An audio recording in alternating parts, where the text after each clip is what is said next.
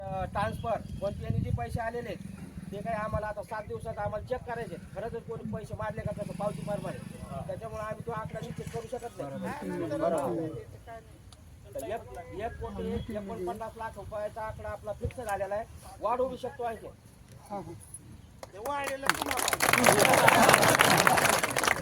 वाढल्या तरी काय 2 रुपये राहते. तुम्हाला वर्गणी करायचं काम नाही. मंदिर तेवढ्यात होते.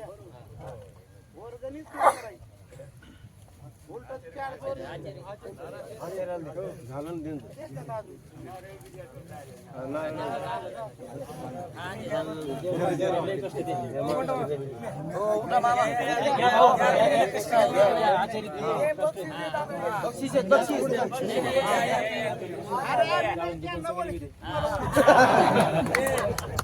गाव करेल काम तुम्हाला